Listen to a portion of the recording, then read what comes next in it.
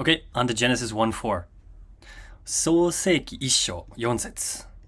神はその光を見てよしとされた。神はその光と闇とを分けられた。One more time. 神はその光を見てよしとされた。神はその光と闇とを分けられた。Okay, on to the 解説。Okay, we'll look at the red part here. 神はその光を見てよしとされた。I translated this as God saw the light and deemed it good. Okay, so let's look at the breakdown of this. So we have その光, that light. その光. Okay, because hikari is a final high-pitch accent word, as you can see here, this drops an accent when we have a particle. In this case, we have o. Okay, so その光を. その光を. Okay, that light. This is a combination of その and hikari, the word for light. Sono means that, and it belongs to a group of words commonly called ko so ado words. Ko so ado words. There are many different categories of ko so ado words, and they have something in common. Ko so ado words that start with ko refer to something in the speaker's proximity. So if I say kono hikari, I'm saying this light by me.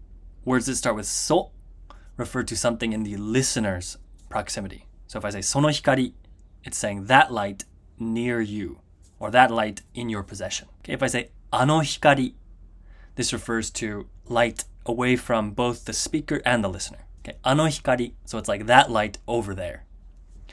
Okay, finally we have どの光. This means which light.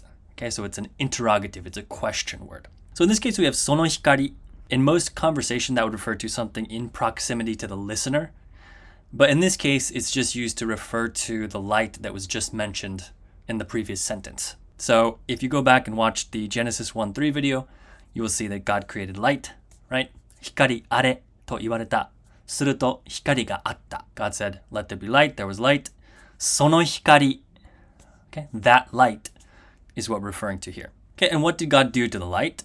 その光を見て. その光を見て. Okay, so he saw the light. Okay, so the accent on this is 見て. 見て starts high, comes low. 見て. 見て. This is the て form of the verb 見る, which we have here, to see. 見る, to see. I'm going to briefly talk about the て form, but before I talk about the meaning, I want you to see how the て form relates to the dictionary form of a verb. Okay, so we have down here 食べる, to eat. And these are all ichidan verbs. When you have an ichidan verb, you just change the ru to a te, and now you have the te form. Okay, so 食べる becomes 食べて. 開ける to open a door, a window, etc. becomes 開けて. Okay, we're just changing the ru to a te. Final one, 借りる, which means to borrow, changes to a 借りて, and that is the te form. Okay, so extremely simple to make. So remember, this is how we do it with ichidan verbs. We do it differently with godan verbs.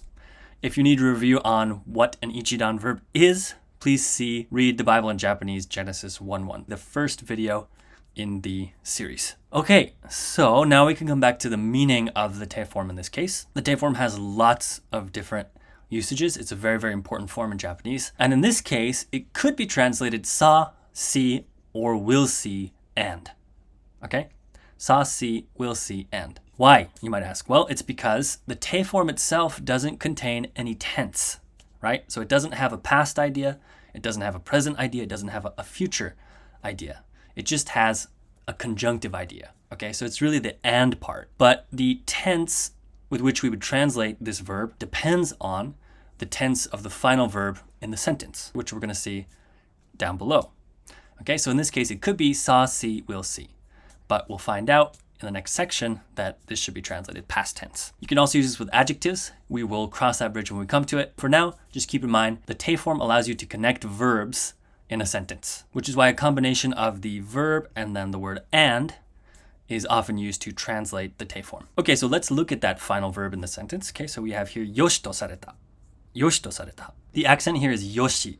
Yoshi. According to the NHK Accent Dictionary, this second beat here does have a vowel sound, so it's yoshi, but it's very, very common that you drop the vowel sound here. So yoshi, yosh sounds like yosh. So I kept the accent from the NHK dictionary, but you might change this to hiragana to show how it's often used in speech.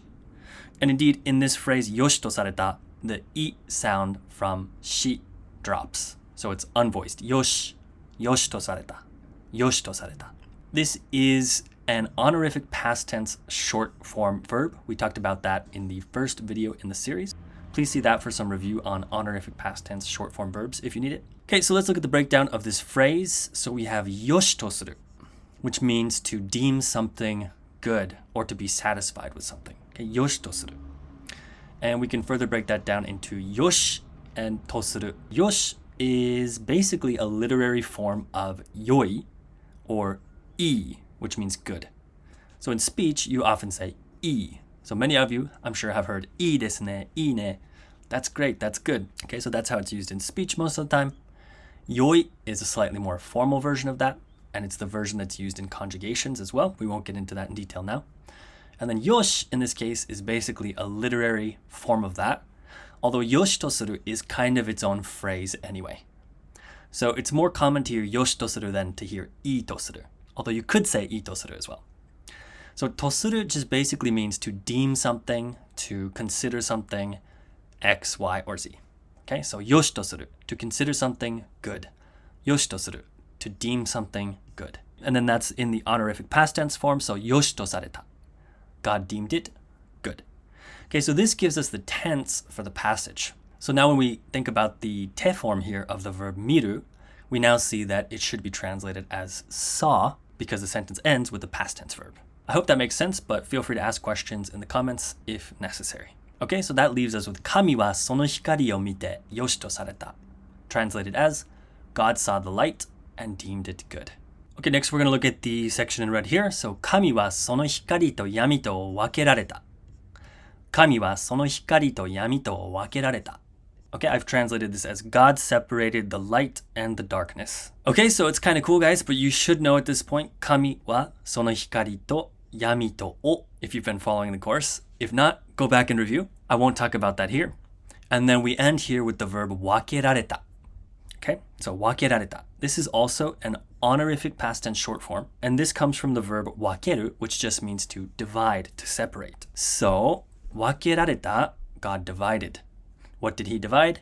Hikari to yami to. Okay, so he divided light and darkness, or he separated the light and the darkness. Very straightforward.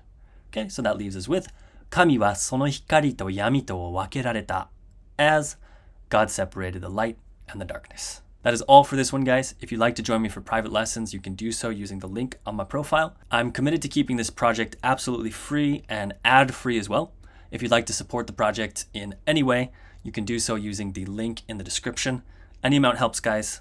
I'm looking forward to your support. All right, let's read the passage twice and then we'll wrap up. Kami wa sono hikari o mite, yoshi to sareta.